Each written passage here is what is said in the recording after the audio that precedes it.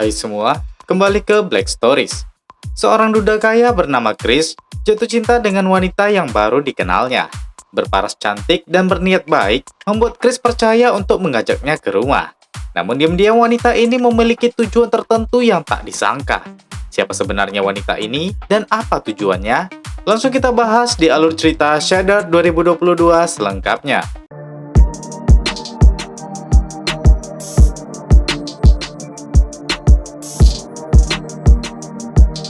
Pria ini bernama Chris. Pagi itu, dia mendapat telepon dari mantan istrinya, Jamie. Jamie meminta agar Chris segera menandatangani surat cerai mereka. Chris ingin memperbaiki hubungan mereka. Tapi Jamie bilang kalau Chris terlalu sibuk dengan bisnis dan perusahaannya saja.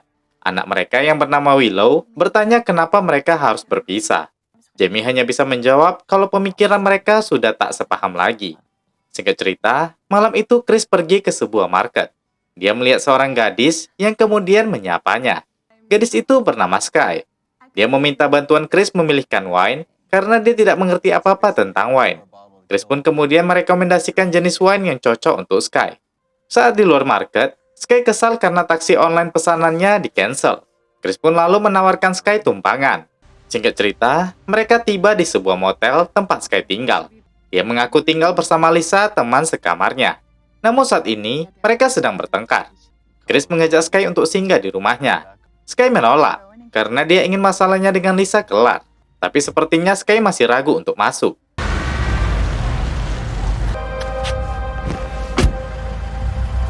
Mereka pun melakukan perjalanan ke rumah Chris, yang terletak sedikit jauh dari keramaian. Sesampainya di rumah, Chris pun menuangkan wine yang dibeli oleh Sky. Sky terpesona dengan suasana rumah mewah milik Chris. Chris lalu bercerita, dia mendapatkan warisan dan memulai bisnisnya dalam aplikasi ponsel. Salah satunya aplikasi penjaga keamanan rumah. Google Play membayar tinggi untuknya karena aplikasi ini. Sementara, Sky sendiri mengaku kalau dia seorang mantan model di LA. Dan sekarang dia bekerja sebagai pelayan koktail di bar Kitty Warren. Chris lalu menunjukkan koleksi wine miliknya dan membuka salah satu koleksi wine termahal. Perbincangan hangat mereka di malam itu berujung ke hubungan yang lebih intim.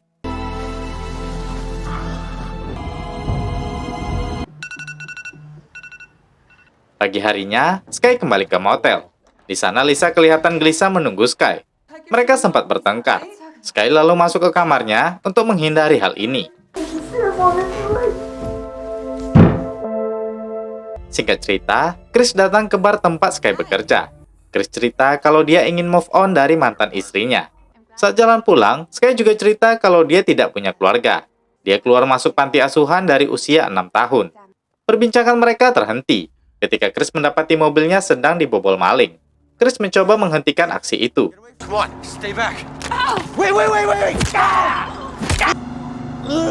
Sky membawa Chris pulang dari rumah sakit. Chris mengalami cedera retak tulang akibat serangan malam itu. Sky menawarkan diri untuk merawat Chris selama kondisinya seperti ini. Chris pun mengiyakan tawaran tersebut. Sky bermaksud untuk kembali ke motel untuk mengambil barang-barangnya. Sebelum pergi, dia meminta kode kunci rumah agar bisa masuk kembali tanpa mengganggu Chris. Chris pun memberikan kode itu. Di sisi lain, Lisa yang sedang menunggu Sky digoda oleh Ronald. Pria tua itu si pemilik hotel. Tidak lama, Sky muncul, dan Ronald pun meminta uang sewa yang menunggak selama 2 minggu. Di dalam, Lisa dan Sky kembali berdebat. Lisa bertanya tentang teropong dan catatan milik Sky. Sky lalu memanggil Lisa duduk di sampingnya. Sky bilang kalau dia berhutang penjelasan pada Lisa. Lisa memohon agar jangan meninggalkannya atau dia akan mati. Seperti yang sudah kita duga, ternyata mereka sepasang lesbian. Chris yang tertidur dibangunkan oleh suara Sky. Sky sudah datang dengan membawa barang-barangnya dan siap untuk tinggal bersama Chris.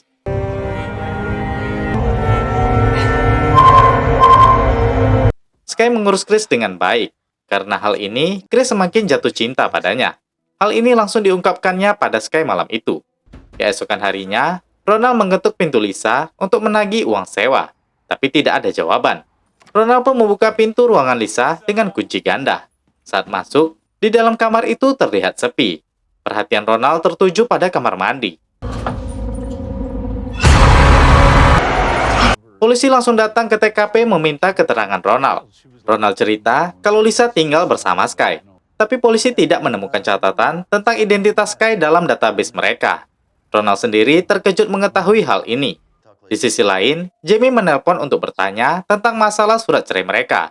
Chris menunjukkan cedera yang dialaminya. Jamie merasa iba. Dia berjanji akan membawa Willow datang menemui Chris sekaligus untuk urusan berkas cerai mereka. Jamie juga bertanya siapa yang mengurusnya di sana. Chris bilang dia menyewa perawat pribadi. Jamie heran karena dia tahu Chris tidak suka tinggal bersama orang asing. Chris lalu memanggil Sky, tapi tidak ada jawaban. Ternyata Sky sedang mandi. Saat itu, Chris melihat tas Sky berada di luar. Dia melihat ada foto Lisa bersama Sky. Sky menemukan Chris sedang membuka tasnya.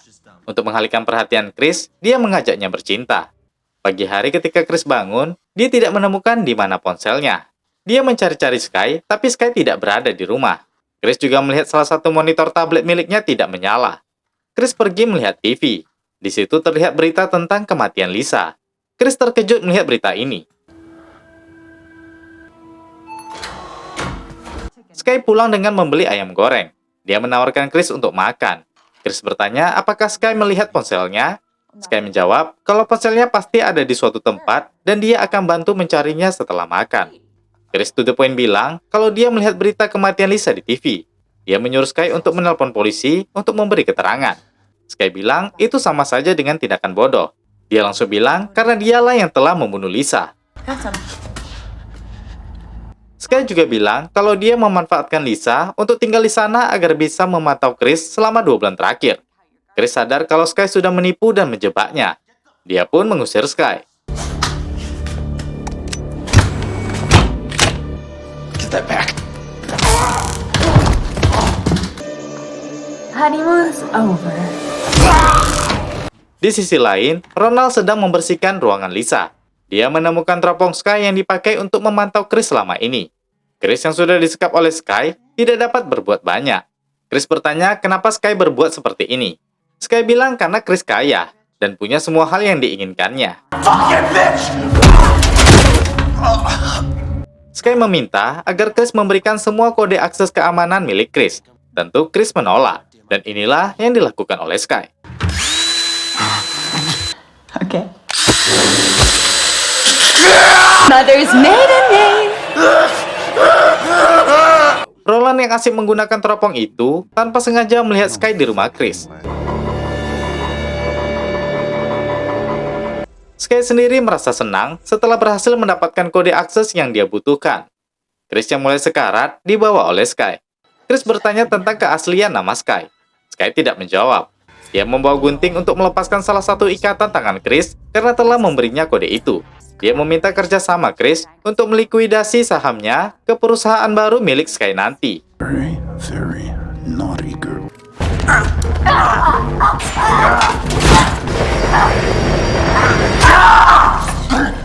Sky berhasil melumpuhkan Chris lagi. Kali ini, Sky menggunakan anak dan mantan istri Chris untuk mengancamnya.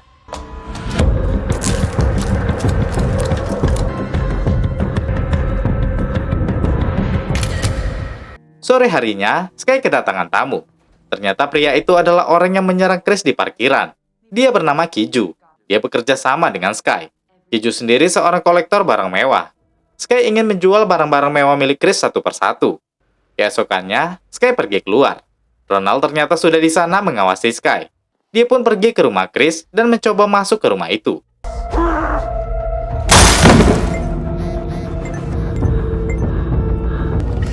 Ronald yang masuk ke sana bukan bermaksud untuk menolong Chris, tapi justru ingin mencuri barang-barang berharga di rumah Chris.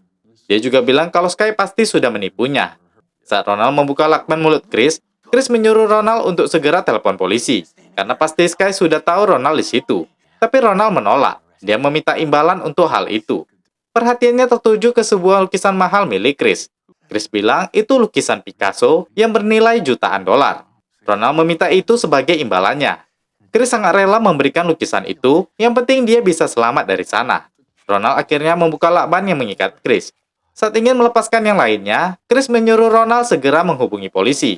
Tapi ternyata si pria tua ini tidak punya ponsel. Sky pun kembali ke rumah. Dia memergoki Ronald di sana. Stay back. Chris menyuruh Ronald untuk menikam Sky. Tapi si tua ini justru ketakutan dan kabur ke sisi lain rumah. Sky memutar kursi roda Chris agar bisa melihat aksinya. Dia pun pergi untuk mencari Ronald yang berusaha kabur dari rumah itu.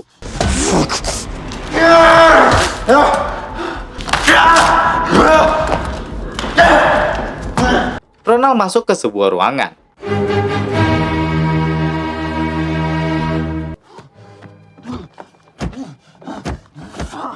Ronald terjebak dalam ruangan itu. Sky datang dan mulai menyerangnya.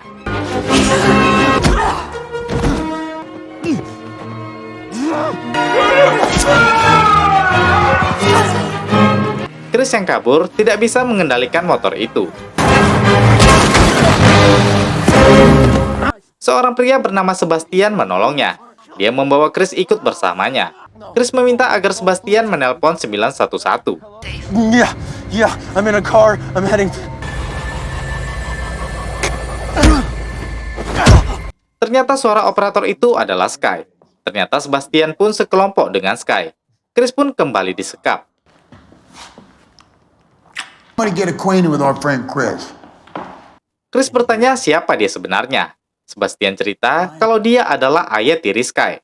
Dia menikahi ibunya Sky di saat umur Sky masih 14 tahun. Tapi ibunya meninggal beberapa bulan setelah pernikahan itu. Sejak saat itu, dia menggunakan Sky untuk hasratnya dan melatih Sky untuk menjadi seorang penipu serta pencuri identitas. Sebastian bilang kalau Sky sangat ahli merayu pria kesepian seperti Chris. Chris menjadi sasaran empuk mereka karena dia orang kaya dan pengusaha yang sukses. Orang seperti Chris cenderung mudah ditipu karena merasa sudah hidup aman di rumah mewah mereka.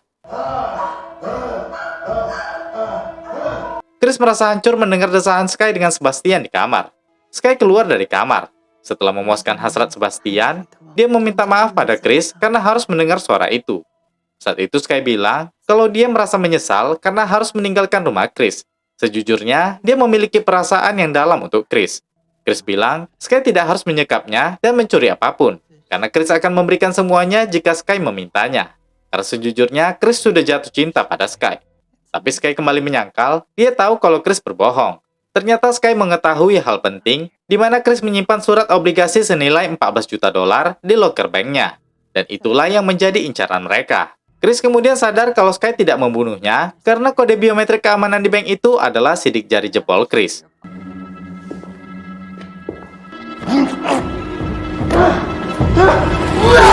Keesokan paginya, Jamie dan Willow datang ke rumah Chris seperti janji Jamie. Jamie sendiri heran karena ada mobil orang lain di luar rumah Chris. Jamie tambah heran melihat pecahan kaca serta bercak darah di lantai. Dia memanggil Willow yang lari ke kamarnya. Looky what I found. Sky datang menggendong Willow. Tentu Jamie bertanya siapa dirinya. Sky mengaku kalau dia perawat pribadi Chris. Jamie meminta Sky untuk menurunkan anaknya. Dia bertanya di mana Chris. Sky bilang Chris sedang tidur setelah mengalami mimpi buruk tadi malam. Tapi Jamie memaksa Sky untuk memanggil Chris atau dia akan menelpon polisi. Sky membawa mereka ke tempat di mana Chris disekap. Jamie terkejut melihat kondisi mantan suaminya yang sekarat itu. Sementara di luar, Sky membongkar isi dalam tas Jamie.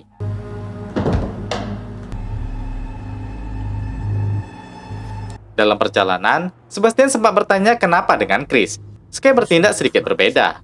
Sky menjawab tidak ada. Dia hanya fokus untuk surat obligasi tersebut. Untuk menghibur Willow, Chris mengajaknya bermain koin. Chris selalu mendapatkan ide untuk menggunakan ventilasi itu. Dia meminta Willow untuk keluar dari situ karena ventilasi itu berukuran kecil. Jamie membuka ventilasinya. Chris menyuruh Willow untuk keluar dari situ, menuju ke teras rumah dan membuka pintu untuk masuk. Remember, once you're outside, go to the deck in front of the house. Sementara itu, petugas bank sudah bersama Sky dan Sebastian yang menyamar menjadi Chris dan Jamie. Wait, there you go. There you go. Excellent. Jamie lalu jujur pada Chris kalau surat obligasi itu tidak ada di sana. Dia memindahkannya atas saran pengacara perceraian mereka untuk berjaga-jaga tentang kesepakatan pembagian harta. The bonds would give me leverage. Sebastian kesal karena hal ini. Saat itu, Willow berhasil masuk ke dalam rumah. Check the house. Son of a bitch. Sebastian menyuruh Sky membunuh Chris, sementara dia mencari Jamie untuk tahu di mana letak surat obligasi itu. Willow dan Jamie sudah bersembunyi. Sebastian mencoba mencari mereka. Serangan Chris berhasil dilumpuhkan oleh Sebastian. Sky muncul dan bertanya di mana Jamie. Sebastian meminta Sky untuk menembak Chris.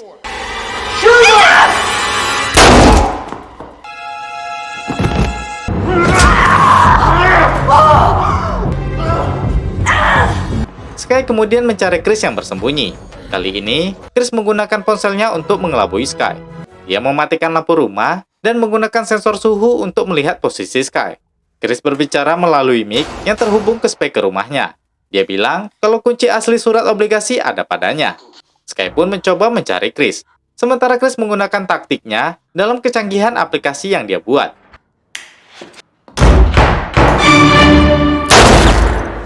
Sky mulai bingung mencari Chris. Chris mencoba terus untuk memancing Sky.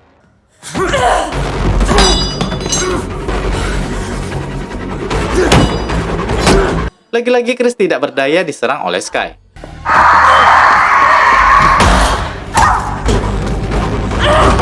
Aksi serang menyerang pun terjadi. Jamie pun sudah terluka. Mereka berusaha bertahan melawan Sky si psikopat ini.